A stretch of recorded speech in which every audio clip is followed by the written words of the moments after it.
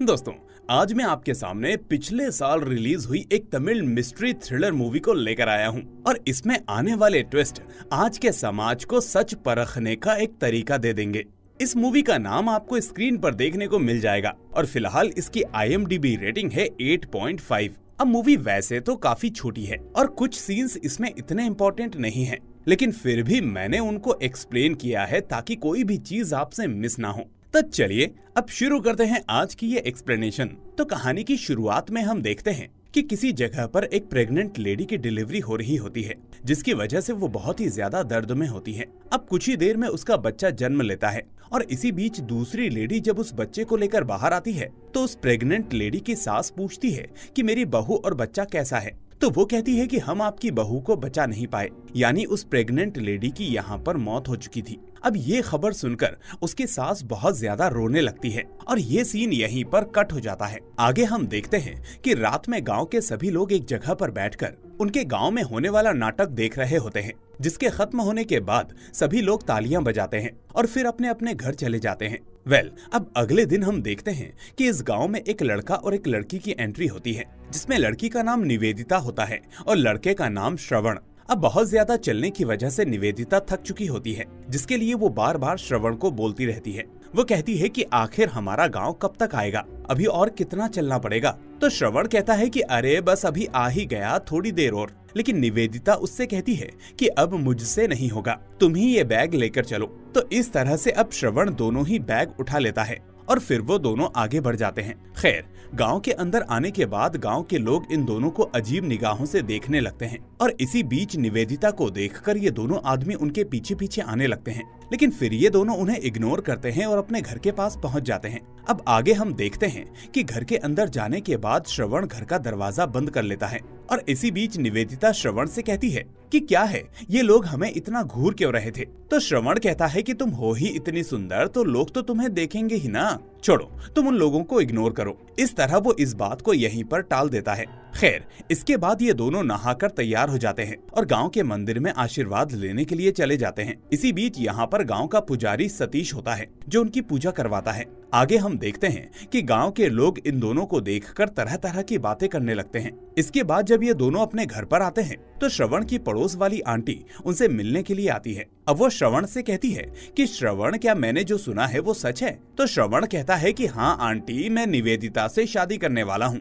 खैर, आंटी कहती है कि बेटा, ये तुम क्या बोल रहे हो? क्या तुम्हें नहीं पता कि इस गांव में बड़े बेटे होने का मतलब क्या है? इसी बीच निवेदिता पूछती है कि आंटी, ये बड़े बेटे वाली बात क्या है और उसका हमारी शादी से क्या लेना देना है? आखिर हमारी शादी हो जाएगी तो ऐसा क्या हो जाएगा? तो आंटी कहती है कि तुम लोग बहुत बड़ी गलती कर रहे हो बेटा, मैं कह रही हूँ ऐसा मत करो। खैर, निवेदिता पूछती है कि श्रवण बताओ, तुम मुझसे क्या छुपा रहे हो, आखिर ऐसा क्या है? तो आखिरकार श्रवण उसे सच बता ही देता है। वो कहता है कि अगर इस गांव में बड़े बेटे की शादी हो जाएगी तो उसकी पत्नी विधवा हो जाएगी और यही हमारे गांव का श्राप है।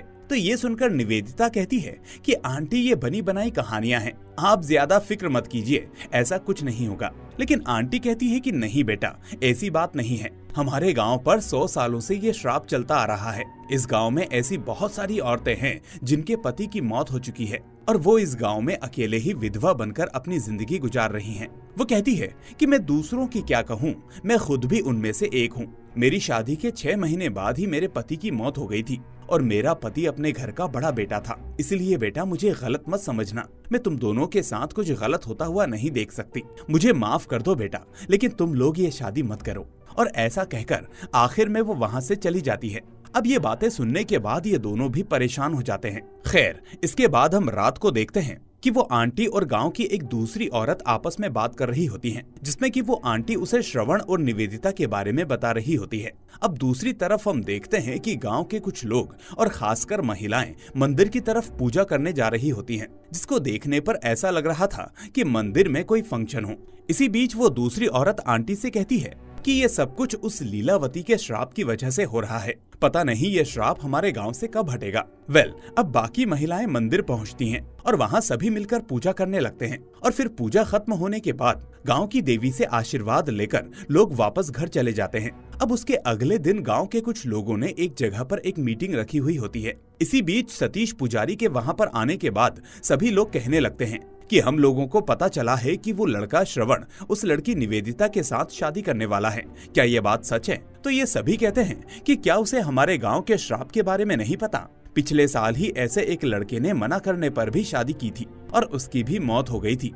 आखिर ये क्यों अपने आप को मौत के मुंह में धकेलना चाहता है? इस बीच गांव के कुछ आदमी भी कहते हैं कि हमारी उम्र भी 50 साल हो चुकी है, पर इसी श्राप के डर के चलते अभी तक हमने शादी नहीं की। तो क्या उन लोगों को अपनी जान की फिक्र नहीं है? तो सतीश पुजारी कहता है कि मैंने उस लड़के से बात की थी, मैंने उसे समझाया भी था, लेकिन वो लोग तो मेरी बात मानने को तैयार ही नहीं है। लगता है वो लोग शादी करके ही रहेंगे।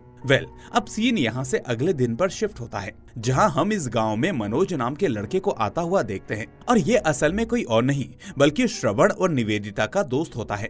अब गांव में आने के बाद गांव के कुछ लड़के उससे कहने लगते हैं कि अरे मनोज, क्या वो तुम्हारा दोस्त पागल हो चुका है जो उस लड़की के साथ शादी कर रहा है? आखिर क्यों सब कुछ पता होते हुए भी वो उस लड़की की जिंदगी बर्बाद करना चाह रहा है? उसे समझाओ। तो मनोज यहाँ सबसे कहता है कि ऐसा कुछ नहीं होने वाला, तुम लोग अपनी बकवास बंद करो, और ऐसा कहकर वो वहाँ से चला जाता है। इसी बीच हम दूसरी तरफ श्रवण और निवेदिता को देखते हैं, जहाँ निवेदिता इन बातों से थोड़ी सी परेशान नजर आ रही होती है। अब श्रवण उससे पूछता है कि क्या हुआ, तुम इतनी उदास क्यों हो? तो वो बताती है कि गांव के लोगों की बातें सुन सुनकर मुझे थोड़ी टेंशन हो रही है कि आखिर क्या सच है और क्या झूठ। कहीं हम सच में गलती तो नहीं कर रहे, या फिर गलती मेरी ही हो कि मैं इस अंधविश्वास पर भरोसा कर रही हूँ। मेरी समझ में नहीं आ रहा कि मैं अपने मन को कैसे समझाऊं कि क्या फैसला लिया जाए। तो ये सुनकर श्रवण उसे समझाता है और फिर उसे अपने गांव के एक बहुत ही बुजुर्ग व्यक्ति के पास लेकर जाता है।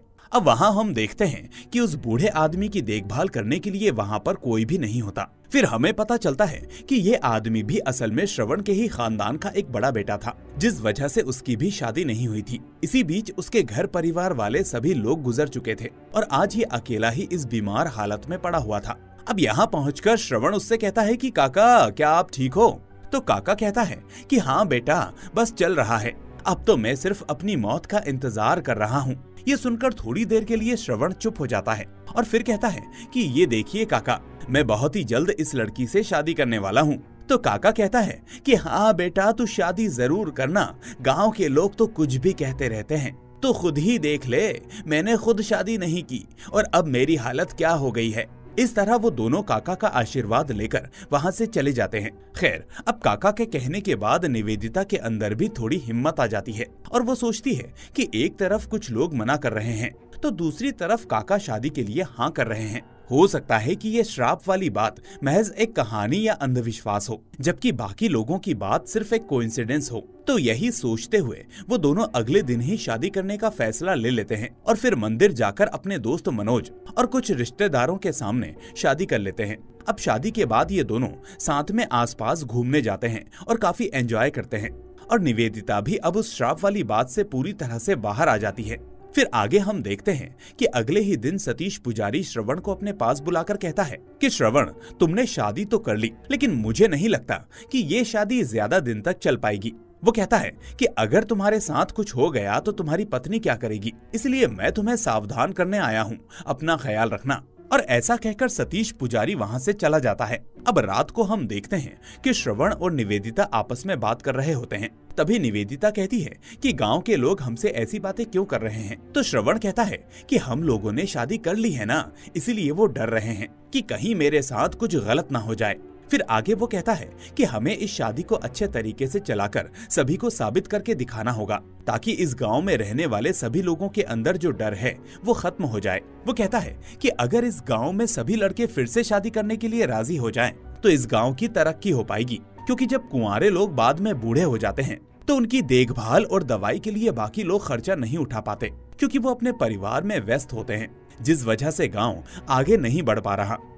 अब अगले दिन ये दोनों नाश्ता कर रहे होते हैं और तभी यहाँ पर उनसे मिलने के लिए वो आंटी आती हैं। अब वो आंटी श्रवण से कहती हैं कि तुम दोनों ने मेरी बात नहीं मानी, लेकिन अब जो होगा वो देखा जाएगा। पर अब से तुम कहीं भी जाओगे तो ध्यान देना और किसी भी तरह के एक्सीडेंट से बचना। इसके बाद श्रवण कहता है कि ठीक है आंटी, मैं अपना पूरा ख्याल रखूंगा, आप परेशान मत हो।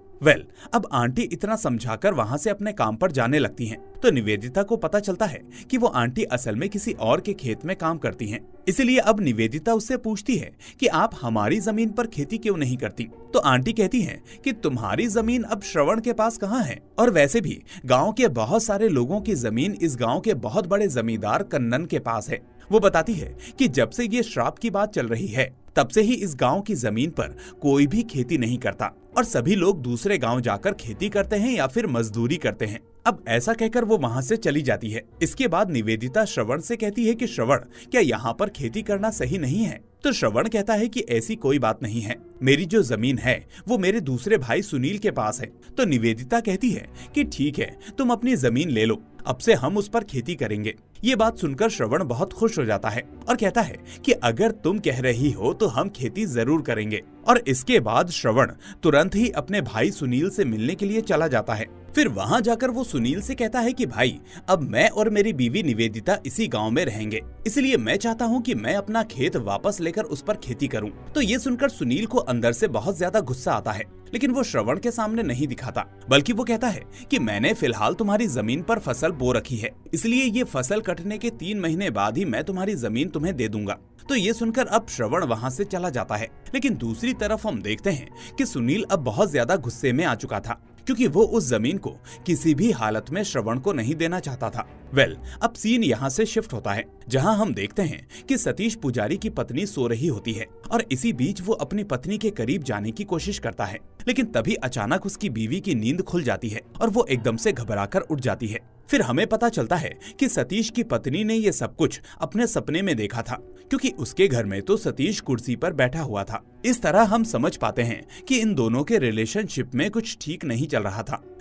अब ऐसे ही 2-3 महीने बीत जाते हैं और इसी बीच श्रवण को भी अपनी खेती वापस मिल जाती है। इसके बाद हम देखते हैं कि निवेदिता और श्रवण खुशी से अपने खेत में खेती करना शुरू करते हैं। फिर उसके अगले दिन हम देखते हैं कि सुबह सुबह मनोज यानी श्रवण के दोस्त को कुछ अजीब सा सपना आता है, जिसमें एक महिला उसकी तरफ दौड़ती हुई आ रही होती है। इसमें उसे कुछ धुंधला धुंधला सा दिखाई देता है और तभी अचानक उसके फोन की रिंग बजती है, जिससे उसकी नींद एकदम से खुल जाती है। और फिर यहाँ फोन पर उसे जो खबर मिलती है उसे सुनकर मनोज के तो होश ही उड़ जाते हैं। और फिर दूसरी तरफ हम देखते हैं कि गांव के सभी लोग दौड़ते हुए मंदिर के पास वाली जगह पर आ जाते हैं और यहाँ पर सभी लोग इकट्ठा हो जाते हैं और हम देखते हैं कि यहाँ पर श्रवण की लाश पड़ी हुई होती है। फिर हमें पता चलता है कि उस लाश को देखकर ऐसा लग रहा था कि शादी करने की वजह से ही रहस्यमयी तरीके से श्रवण की मौत हुई हो। निवेदिता को जब ये बात पता चलती है तो उसके पैरों तले जमीन खिसक जाती है और उसके दिमाग में फौरन वही श्राप वाली बात आने लगती है और वो बहुत रोने लगती है। असल में उसने तो श्रवण के बिना अपनी लाइफ इमेजिन भी नहीं की थी। अब रो रोकर उसका हाल बेहाल हो जाता है। फिर थोड़ी देर बाद सतीश पुजारी भी वहाँ आता है और श्रवण की लाश को देखकर निवेदिता से कहता है कि देखा, गांव के सभी लोगों ने कहा था, लेकिन फिर भी तुम लोगों ने शादी कर ली। अब देखो गांव पर लगा हुआ श्राप कैसे पूरा हुआ। ये सुनते ही लोग यही बातें करने लगते हैं कि श्राप की वजह से ही श्रवण की मौत हुई होगी। इसी बीच यहाँ पर मनोज पहुँचता है और अपने दोस्त को मरा हुआ देखकर वो भी बहुत ज्यादा दुखी हो जाता है। अब सतीश पुजारी कहता है कि अब से हमारे गांव में बड़े बेटे की शादी नहीं होगी, क्योंकि अगर उसने शादी कर ली तो उसका अंजाम क्या होगा ये हम लोग देख ही सकते हैं। वो कहता है कि हे देवी, हमें माफ कर दो, आगे से हम लोग ऐसी गलती नहीं करेंगे। और इस तरह से अब ये सीन यहाँ पर कट हो जाता है। अब उसके अगले दिन हम देखते हैं कि मनोज गांव के कुछ लड़कों के पास जाकर उनसे पूछता है कि पुजारी सतीश का घर कहाँ पर है, मैं उनसे मिलना चाहता हूँ। इसी बीच भास्कर नाम का एक लड़का सतीश के घर पर उसे ले जाता है, लेकिन यहाँ पर उसकी पत्नी कहती है कि वो तो अभी घर पर नहीं है, वो कहीं बाहर गए हैं, आप बाद में आइएगा। खैर, अब वहाँ से जाने के बाद मनोज भास्कर से पूछता है कि अरे ये सतीश पुजारी कैसा आदमी है। तो भास्कर कहता है कि सतीश पुजारी तो अच्छा आदमी है, लेकिन उसका पिता कन्नन एक बहुत ही बुरा इंसान है। वो कहता है कि वो बहुत ही ज्यादा गुस्सैल और बेरहम है। और तभी अचानक वो कहता है कि अरे वो देखो, सतीश तो इधर ही आ रहा है, लेकिन तुमने बताया नहीं कि तुम्हें उससे क्या पूछना है। तो मनोज बताता है कि मुझे लीलावती के श्राप के बारे में जानना है। अब उसके बाद सतीश मनोज से पूछता है कि बोलो, तुम मुझे ढूंढते हुए मेरे घर पर क्यों आए थे। तो मनोज कहता है कि मुझे उस लीलावती के श्राप के बारे में पूरी जानकारी चाहिए। अब सतीश उसे अपने घर पर ले जाता है और लीलावती की कहानी बताने लगता है। वो कहता है कि ये कहानी बहुत साल पुरानी है, जहाँ लीलावती नाम की लड़की के 2 भाई थे और उस वक्त लीलावती की शादी महज 18 साल में ही कर दी गई थी। अब अपने ससुराल जाने के बाद उसका पति थोड़े ही दिन उसके साथ रहा और फिर करीब 1 महीने के बाद वो विदेश में काम करने के लिए चला गया। फिर 6 महीने बाद खबर आई कि लीलावती के पति की एक खतरनाक बीमारी की वजह से मौत हो गई है और ये खबर सुनकर लीलावती पूरी तरह से टूट जाती है और उसके बाद वो फिर से आकर अपने मायके में भाइयों के साथ रहने लगती है। लेकिन गांव के लोगों से ये देखा नहीं जाता और गांव के लोग उनसे कहते हैं कि आखिर इतने दिनों तक ये लीलावती अपने मायके में कैसे रह सकती है। इस तरह से गांव के लोग लीलावती और उसके भाइयों को ताने मारने लगते हैं और इसी वजह से लीलावती के बड़े भाई को अपनी बहन के ऊपर बहुत ज्यादा गुस्सा आने लगता है। अब धीरे धीरे वो अपनी बहन से बहुत ज्यादा नफरत करने लगता है और एक दिन इसी नफरत के चलते उसका बड़ा भाई बहुत ज्यादा परेशान होकर लीलावती को जिंदा ही जला देता है। लेकिन फिर एक और अजीब चीज होती है। लीलावती के मरने के कुछ ही दिनों बाद ही उसके बड़े भाई की भी मौत हो जाती है। अब लीलावती की मौत के लिए पूरा गांव और उसका बड़ा भाई जिम्मेदार था। तो अब इसी वजह से लीलावती का श्राप पूरे गांव पर और घर में पैदा होने वाले हर बड़े बेटे पर काम करने लगता है। अब वो श्राप ये था कि अगर किसी भी घर में बड़े बेटे की शादी हो जाएगी तो कुछ ही वक्त में उसकी जान भी चली जाएगी। फिर हमें पता चलता है कि इसी श्राप की वजह से लोगों की खेती भी बर्बाद होने लगती है और इसीलिए लोग दूसरे गांव जाकर वहां पर खेती और मजदूरी करने लगते हैं और जिंदा रहने के लिए, खाने के लिए, साथ में पैसा इकट्ठा करने के लिए वो अपनी जमीन भी गिरवी रख देते हैं। अब उसके अगले सीन में हम निवेदिता को देखते हैं जो अपने पति श्रवण को बहुत ही ज्यादा याद कर रही होती है। उसे श्रवण की कही हुई बातें याद भी आती हैं कि हमें गांव के लोगों के मन से ये श्राप का डर हटाना होगा और इस तरह से ये सारी बातें याद करके निवेदिता बहुत ज्यादा दुखी होती है। अब बहुत ज्यादा टेंशन में आने के बाद वो सोचती है कि अब मैं अपने पति के बिना जिंदगी कैसे गुजारूंगी। इसलिए वो खुद को मारने के लिए कपड़ा लेकर पंखे से लटक कर मरने की कोशिश करती है। लेकिन इतने में ही वहाँ पर मनोज आ जाता है और उसे बचा लेता है। अब निवेदिता उससे कहती है कि तुमने मुझे क्यों बचाया, अब मैं जीकर क्या करूंगी। मुझे नहीं पता था कि श्रवण के साथ शादी करके मुझे इतनी बड़ी कीमत चुकानी पड़ेगी। वो कहती है कि गांव के लोगों ने हमसे कहा था कि शादी मत करो, अगर उनकी बात मानकर हम ऐसे ही एक दूसरे के साथ रहते तो वही अच्छा था। लेकिन तभी मनोज उसे हौसला देने की कोशिश करता है और वो कहता है कि निवेदिता, अब तुम्हें खुद को संभालना होगा। वो कहता है कि अगर तुम इसी जगह पर रहोगी तो तुम्हें श्रवण की यादें और गांव वालों की बातें याद आती रहेंगी, इसलिए अच्छा होगा कि तुम यहाँ से शहर चली जाओ। और ऐसा कहकर मनोज वहाँ से चला जाता है। अब उसके बाद हम देखते हैं कि निवेदिता थोड़ा बहुत संभलने की कोशिश करती है। वो अपने खेत में जाती है, घर में रहती है, लेकिन फिर भी उसे अपने पति श्रवण की यादें सता रही होती हैं। फिर एक दिन वो इस गांव को छोड़कर यहाँ से जाने का फैसला करती है और बैग लेकर जाने लगती है। लेकिन जब वो गांव की सीमा रेखा पर आती है तो उसे ऐसा एहसास होता है कि उसके पीछे कोई महिला चल रही है, क्योंकि उसे घुंघरू की भी आवाजें आने लगती हैं। लेकिन जब वो पीछे मुड़कर देखती है तो वहाँ पर कोई नहीं होता। पर अब वो फिर से आगे मुड़कर देखती है तो तब वहाँ पर उसे श्रवण की घड़ी पड़ी हुई मिलती है। अब उस घड़ी को पहचानने के बाद वो फिर से अपने घर पर आती है और फिर यहाँ पर वो मनोज को बुलाकर उससे कहती है कि ये देखो, मुझे श्रवण की घड़ी मिली है। वो कहती है कि अगर श्रवण की लाश हमें गांव के मंदिर के पास मिली थी तो उसकी घड़ी गांव की सीमा रेखा पर क्या कर रही थी। इसका मतलब जरूर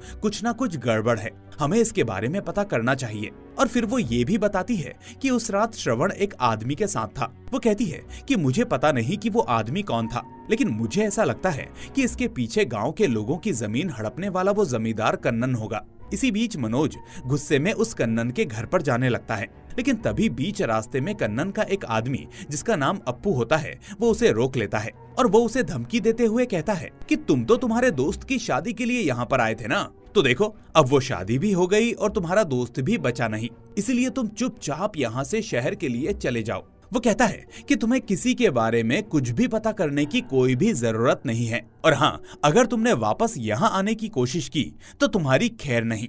और ऐसा कहकर वो आदमी वहाँ से चला जाता है। लेकिन यहाँ पर मनोज कहता है कि मैं इस तरह की धमकियों से नहीं डरने वाला। वो कहता है कि उस रात श्रवण किस आदमी के साथ था ये मुझे पता करना ही होगा, उससे ही मुझे कुछ सुराग मिल सकता है। उधर हम देखते हैं कि गांव के जमींदार कन्नन के पास खेत में काम करने वाला एक मजदूर आता है और उससे कहता है कि मालिक, मुझे अपनी बेटी की शादी के लिए कुछ पैसे चाहिए। मैंने आपके पास अपनी कुछ जमीन गिरवी भी रखी थी जिसके आपने मुझे आधे पैसे ही दिए थे, इसलिए अब मुझे बाकी पैसों की जरूरत है, तो मुझे मेरे पैसे लौटा दीजिए। लेकिन कन्नन कहता है कि कौन सा पैसा, कौन सी प्रॉपर्टी, मैं तुम्हें नहीं जानता, चले जाओ यहाँ से। ऐसा कहकर वो अपने आदमियों से उसे डराकर यहाँ से बाहर भेज देता है। खैर, उसके अगले दिन हम देखते हैं कि मनोज गांव के सभी लोगों से ये पूछने लगता है कि आखिरी बार श्रवण को किसके साथ देखा गया था। इसी बीच सभी लोग कहते हैं कि हमने श्रवण को आखिरी बार भास्कर के साथ देखा था। अब मनोज फौरन भास्कर के पास जाता है और उससे पूछता है कि अगर मरने से पहले श्रवण तुम्हारे साथ था तो ये बात तुमने पहले क्यों नहीं बताई।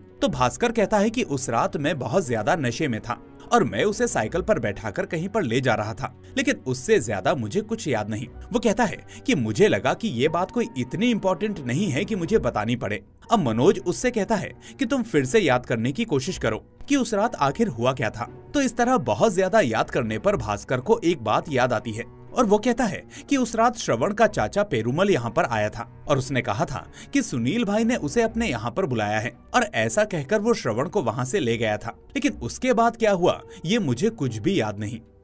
भास्कर की बातें सुनने के बाद उसके अगले ही दिन मनोज पेरुमल के घर पर जाता है, लेकिन वहाँ उसका घर बंद होता है। अब उसके कुछ ही दिनों बाद गांव में एक फंक्शन होता है और उस फंक्शन में सभी लोग नाटक देखने के लिए आए हुए होते हैं। तो ये फंक्शन खत्म होने के बाद मनोज पुजारी सतीश से कहता है कि हम पेरुमल के घर पर गए थे, लेकिन उसका घर 3-4 दिनों से बंद है। वो कहता है कि हमें उसके ऊपर शक है कि श्रवण के साथ उसने कुछ गलत किया होगा, प्लीज आप हमारी मदद कीजिए। अब इसी बीच निवेदिता भी उससे रिक्वेस्ट करती है। तो सतीश कहता है कि ठीक है, हम कल मिलकर उसे ढूंढने के लिए जाएंगे। अब उसके अगले दिन हम देखते हैं कि सतीश और मनोज पेरुमल को ढूंढने के लिए जाते हैं और वहाँ पर सतीश का एक आदमी उन्हें बताता है कि हमने पता कर लिया है, यहाँ से थोड़ी ही दूर पर एक जगह पर दोनों छुपकर बैठे हैं।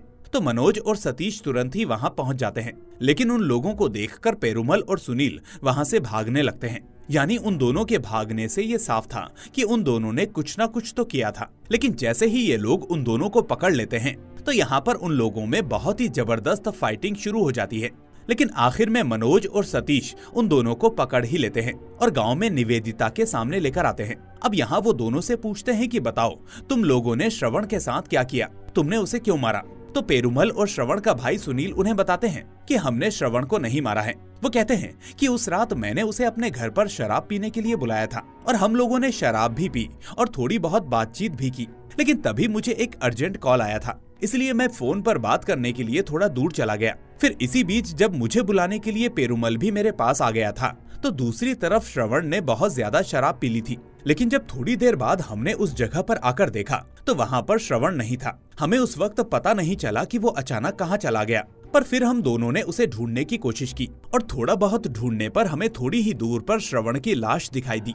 अब श्रवण की लाश को देखकर हम लोग डर गए, इसलिए हमने सोचा कि अगर लोगों ने श्रवण की लाश को हमारे घर के आसपास देखी तो सभी को लगेगा कि हमने ही श्रवण को मारा है। इसलिए हम लोगों ने उसकी लाश उठाकर मंदिर वाली जगह पर रख दी और तभी मंदिर की तरफ जाते वक्त उसके हाथ से वो घड़ी गिर गई होगी जो घड़ी निवेदिता को मिली थी। अब ये दोनों कहते हैं कि ऐसा ही हुआ था, हम कसम खाते हैं हमने श्रवण को नहीं मारा है। लेकिन इसी बीच तब तक निवेदिता ने पुलिस वालों को बुला लिया था, जिसके बाद पुलिस वाले उन्हें पकड़कर ले जाते हैं। पर अब निवेदिता कहती है कि इससे साबित हो जाता है कि इसके पीछे जरूर कोई ना कोई राज छुपा है। आखिर शराब पीने से श्रवण की जान कैसे जा सकती है, कोई तो है जो इस सब के पीछे है और हमें उसका पता लगाना ही होगा। अब कुछ दिनों बाद हम देखते हैं कि गांव के अंदर एक कपल की एंट्री होती है, जिसमें राजू नाम का एक आदमी अपनी पत्नी प्रिया और छोटी बच्ची के साथ यहाँ गांव में रहने के लिए आता है। तो गांव में रहने वाला शशि नाम का एक आदमी उनसे पूछता है कि तुम लोग कौन हो और यहाँ पर क्या कर रहे हो। तो राजू बताता है कि मेरे पिताजी सुब्रमण्यम इसी गांव में रहते थे, लेकिन उन्होंने लीलावती के श्राप के डर से ये गांव छोड़ दिया था। लेकिन शहर जाकर मेरे पिता ने शादी की और मैं पैदा हुआ, लेकिन किसी को कुछ नहीं हुआ। आगे वो कहता है कि अब हम लोग शहर से यहीं पर आ गए हैं। और ये बात सुनकर शशि तो पागल हो जाता है। वो सोचने लगता है कि लोग बाहर से शादी करके यहाँ पर रहने के लिए आ रहे हैं और मेरे जैसे कितने आदमी हैं जो इस गांव में अभी तक श्राप के डर से कुंवारे बैठे हैं। इसलिए वो गांव में जाकर सभी आदमियों से कहता है कि एक आदमी गांव से बाहर जाकर शादी करने गया था, लेकिन उसे कुछ नहीं हुआ और अब उसका बेटा यहाँ पर आया है। वो कहता है कि उसकी पत्नी भी उसके साथ है और उसकी बेटी भी, और देखो उन्हें कुछ भी नहीं हुआ। यानी हो सकता है कि ये श्राप उन लोगों के ऊपर भी असर नहीं करता जो शहर चले जाते हैं, यानी इस गांव से निकल जाते हैं। अब एक दिन हम देखते हैं कि रात को मनोज निवेदिता के घर पर आता है और वो उससे कहता है कि अब मेरा शहर जाने का टाइम आ गया है। तो निवेदिता उससे कहती है कि तुम 1-2 दिन के बाद चले जाना, क्योंकि कुछ ही दिनों में इस राज से पर्दा उठने वाला है। हमें जल्दी ही पता चलने वाला है कि आखिर ये श्राप का चक्कर क्या है। तो मनोज पूछता है कि ऐसा क्यों, तुमने आखिर ऐसा क्या किया या देखा है। तो दोस्तों यहाँ पर आता है बहुत बड़ा ट्विस्ट, और फिर हमें पता चलता है कि हाल फिलहाल में गांव में जो कपल आया होता है, राजू और प्रिया, वो असल में निवेदिता के ही दोस्त होते हैं। यानी निवेदिता ने एक दिन शहर जाकर प्रिया को ये बात समझाई थी कि तुम दोनों हमारे गांव में आकर रहो, जिससे कि श्राप के पीछे क्या राज छुपा है ये हमें पता चल जाएगा। जिसके बाद वो दोनों गांव में अपनी बेटी को लाकर रह रहे हैं। पर ये सुनने के बाद मनोज हैरान हो जाता है और कहता है कि उन लोगों की जान खतरे में आ सकती है, हमें उन्हें बचाना होगा, क्योंकि अगर इसके पीछे कोई है तो वो राजू को भी मारने की कोशिश करेगा।